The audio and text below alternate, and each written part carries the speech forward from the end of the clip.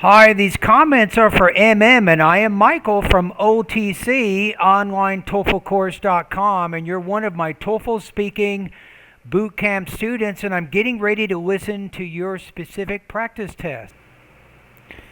Okay, so let's take a look at the email here. You say the actual topic here is some people think that college experience is essential and some think it is not important. What is your opinion? So, is college important or not? That's what you're focusing on right now. All right, I got the rubrics in front of me right here. And over the last few weeks, you have consistently been scoring between 3.5 and 4, anywhere from 26 to 30 points. So your speaking is very, very high. You have great control of your fluency. You don't have a lot of pauses, a lot of hesitations, and you're working a little bit right now on your intonation, right? So the challenge is you're trying to vary your tone a little more without slowing your speech too much. So that way you have good fluency without too many pauses and hesitations, and you have more of a varied tone. That's the idea. That's what we want to see how you're doing in that area, right? Okay, let's listen to the whole thing one time. I'm going to try not to make any comments at all. Here we go. The college experience is essential based on two reasons. My first reason is that I pursued all my professional education as a nurse during my college years. To illustrate, I was able to serve as a nurse in the community because I pursued my education during my college. If I didn't go to the college, I was not able to work as a nurse. My second reason is that I was able to get a higher salary when I worked as a nurse. For instance, a nurse with the master's degrees earns 1.5 times more than a nurse without any degrees. Okay. The college experience. I got it. So now the question is, where are you right here? I want to give you a 4. I'm going to say not quite. I'm going to put you between 3.5 and 4. I'm going to put you at 28 points out of 30 on this.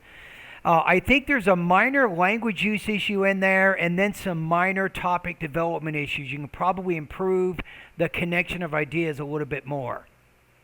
Okay, let's listen to it one more time. Is essential based on two. The college experience is essential based on two reasons. Okay, so the idea is essential. So college education is essential based on two reasons. My first reason is that I pursued all my professional education as a nurse during my college years.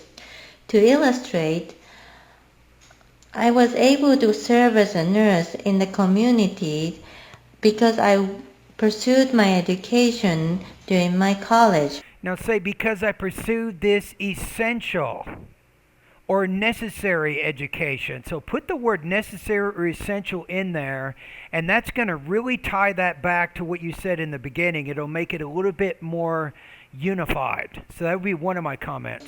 If I didn't go to the college, I was not able to work as a nurse. This is why I'm not giving you 4.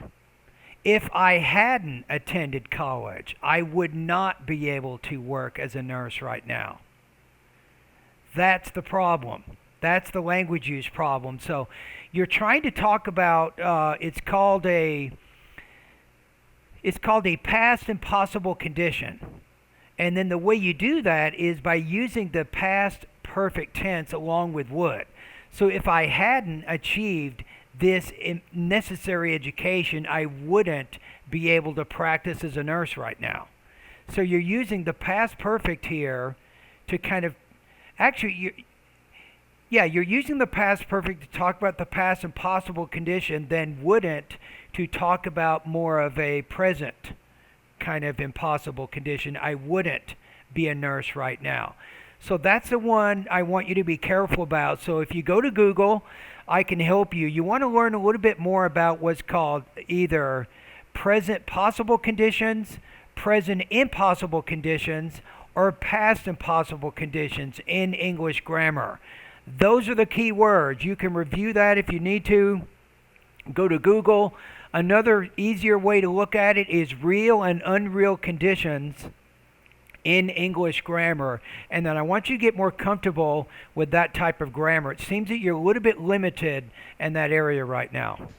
My second reason is that I was able to get a higher salary when I worked as a nurse.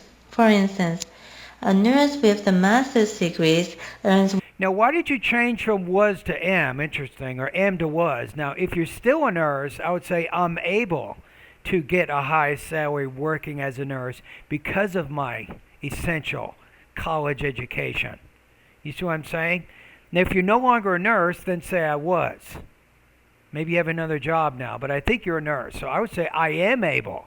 I think the present tense is going to work better there in your situation. 1.5 times more than a nurse without any degrees. Yeah, good example. The college experience is. Okay, so I think overall it's tough. I think you have a great response. I don't think it's perfect, so I'm not going to give you 4.0 out of 4. I'm going to put you at 28 points out of 30. You had very good control of your basic and complex grammar, except for that conditional adverb clause. That was the only area that you had some problems with when it comes to language use. I think generally your topic development was also very strong.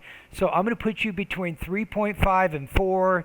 I'm going to give you a 28 point out of 30 on this particular speaking task. Now at YouTube, if anybody disagrees with my score here, you can go ahead and make a comment below the video. How would you score this student?